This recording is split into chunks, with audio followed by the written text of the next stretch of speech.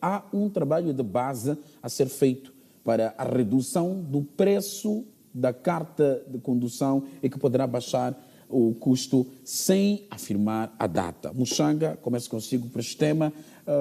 Esta contrariedade que se nota neste assunto, no seu ponto de vista, é que se deve? Inatro diz uma coisa, promete, na verdade, várias promessas aos moçambicanos. E mais, disse que, na verdade, entrava em vigor esta medida de sábado imediatamente. Fomos para lá no sábado e constatamos que as portas estavam fechadas. Mas mais do que isso, é que alguns funcionários do Inatro contactaram-nos e denunciaram que nem eles sabiam sobre estas medidas, até sobre a máquina que se fala da aquisição, não sabiam. Denunciaram mais o que tem a ver com as multas também.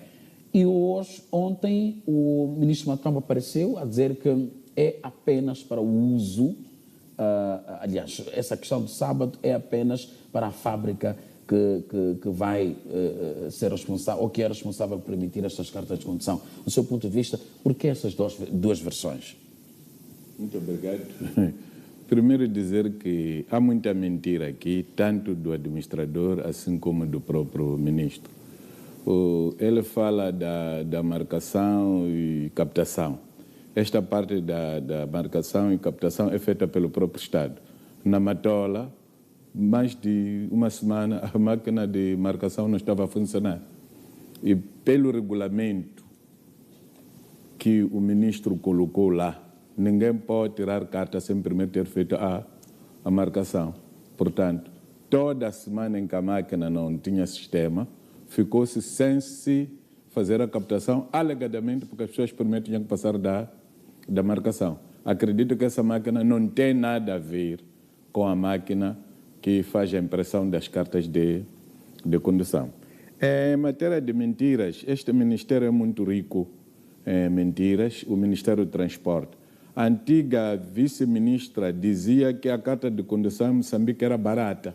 Matombo agora diz que quer reduzir o valor. Eu não percebo como é que há 2 anos a carta era tida como a mais barata da região e 2 anos depois, com o novo governo, tem de se reduzir o custo da mesma carta que se dizia que era barata. Esta questão da terceirização dos serviços começou com o bilhete de identidade, depois do bilhete de identidade passou para o passaporte. E pelo que se diz, esta é uma fonte que alimenta os ministros das áreas adstritas a isso.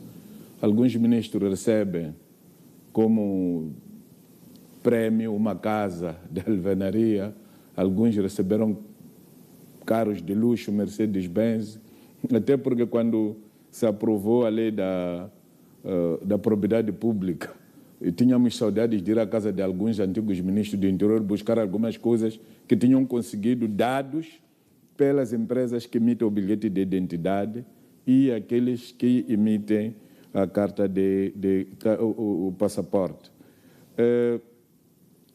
Neste discurso que eles estão a fazer, fala-se de qualidade. A carta de eleitor, aquele que usamos para votar, aparentemente tem melhor qualidade do que as primeiras, mas quem está a tirar é o próprio Estado. Esta é uma evidência clara de que, querendo, o Estado pode dar serviço de qualidade. O Estado não está a dar serviço de qualidade porque não quer. Então, se a terceirização é que dá qualidade, então já percebemos por que não se investe no ensino público e por que não se investe na saúde pública e por que não se investe nas forças de defesa e segurança. Razão pela qual você chega num determinado ministério, uma determinada direção, para além de elementos da UPAI, que defende objetos, são polícias, tem lá empresas privadas a cuidarem do assunto. Como vergonha autêntica aqui, a sua televisão fez passar um texto que diz que, mais uma vez, o Porto de Xingoze voltou a sofrer uma vandalização. Não passam 10 dias depois do comandante provincial da polícia em Tete ter aparecido em público a dizer que ia reforçar o número de polícias lá. Reforçou o número de polícias, foram roubar mais. Agora já não se sabe quem é que rouba. Mas quando o Muxanga diz que este ministério diz ser especialista em mentiras... Sim. Quer dizer que está sempre a mentir? Sim. desde o passado até agora, no Ministério de Transportes, sempre há quem é mentiroso. Neste momento, o maior mentiroso é o ministro e é o diretor, este PCA, o administrador. Este ministro tem problemas do dinheiro de subsídio do transportador, que até aqui nunca disse onde é que foi o dinheiro. Desde que este governo começou, informações que nós temos é que o subsídio ao transportador não é pago aos transportadores. E não sabemos porquê, porque os custos de combustíveis continuam na mesma senda, alegadamente porque temos que ajudar a subsidiar os transportados. Também diz que as cartas não levantadas estão a condicionar. Como é que condicionam? Se a carta não levantada é imprimida aqui, depois é armazenada em outro sítio, como é que uma carta pode condicionar aqui?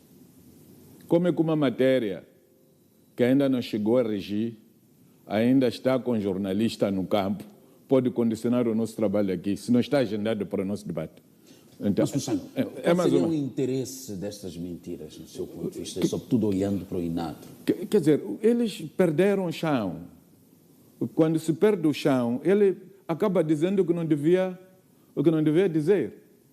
Nós vimos aqui, por exemplo, o nosso homem da Cernic é quem veio dizer aqui que aquele branco foi esfaqueado nas costas. Não teria dito costas? Sim, disse. Costas. E depois pescoço. E depois enxergando o programa e saber. Há de cabecear com ele lá cantando, há de temenjar lá com as coisas. Como é que se cortou as mãos? E essas coisas, incluindo os portugueses, não conseguiram responder. O mesmo porta-voz da Cernic é quem criou problemas sobre aquela questão desses de Goi. Os que foram perseguidos até ao comando provincial do Maputo. O que é que aconteceu para aparecerem polícias a perseguirem-se uns aos outros? E aqueles, o morto, os acusados são vizinhos. Então, quando começaram a correr atrás deles, a população viu. E interessou, a população perseguiu. Para dizer o seguinte, nós precisamos de fazer melhor a nossa comunicação. Os nossos porta-vozes, os nossos dirigentes, quando querem falar para o povo perceber, devem primeiro fazer o seu TPC. Estávamos a discutir agora esta vergonha do NGD, em que acabamos acusando toda a NGD, quando nem toda a NGD está envolvido naquilo. Quem está envolvido naquilo é o representante da NGD em Búzios, que deve ser expulso. Quem está envolvido nisso aí é o administrador de Búzios, que também deve ser expulso. Deixa-me terminar agora. Coloca aí, meu caro, a prova dos 9. Coloca. O Matombe tem algumas coisas ainda por nos responder. Por que mandou anular a adjudicação da estrada Albazine-Maracuém? Vamos tocar neste ponto, Muxanga. Vamos tocar neste ponto. O que está a acontecer com o subsídio a questão ao transportador? Das cartas. Desculpa, o governo falhou na comunicação sobre as cartas de condução. Sim ou não? Deixa-me terminar. Agora está a falar do troço da linha férrea. Muxanga, este é um ponto que nós Qual é o troço que a linha férrea vai seguir? Que ele diga agora. Se a linha férrea vai na costa ou vai a montante?